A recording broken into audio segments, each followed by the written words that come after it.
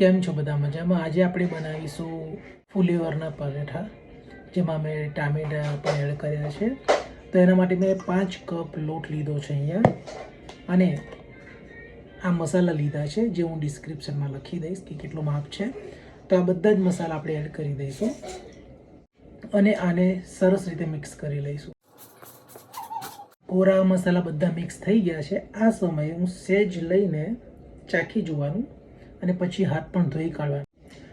તો મેં મસાલા ચાખી લીધા છે. સુગર અને સોલ્ટનું પ્રમાણ ખાસ કરીને ચેક કરો એકદમ બરાબર છે. તો હવે આપણે આની અંદર થોડું તેલ નાખીશું અને તેલ નાખીને પછી આપણે પાછું મિક્સ કરી લઈશું.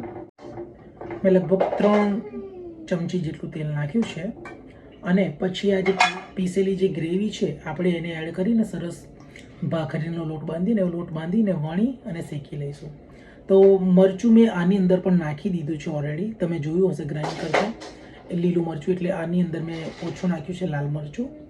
બરાબર. તો ચાલો બધું મિક્સ કરીને લોટ બાંધી લઈએ.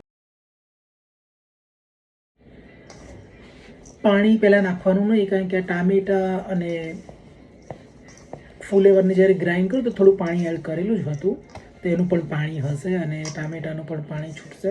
જ્યારે તમે પેસ્ટ મિક્સ કરી લો પછી લાગે કે પાણીની જરૂર છે લોટ બાંધવા માટે તો જ એડ કરવાનો.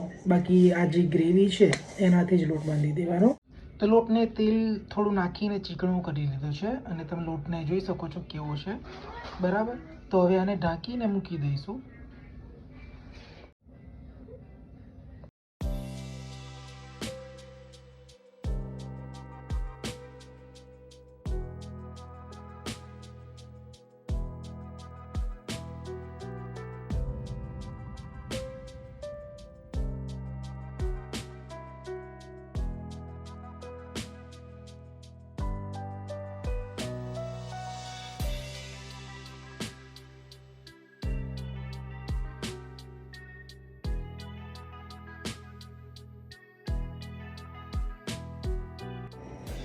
સરસ મજાના એકદમ સ્વાદિષ્ટ ફુલાવર અને ટામેટાના થેપલા રેડી થઈ ગયા છે. તમે પણ બનાવો, ખૂબ સરસ લાગે છે. તમને રેસીપી ગમી હોય તો જરૂર શેર કરજો, લાઈક કરજો અને કોમેન્ટ કરવાનું ભૂલતા નહીં. Thank you very much for watching my video.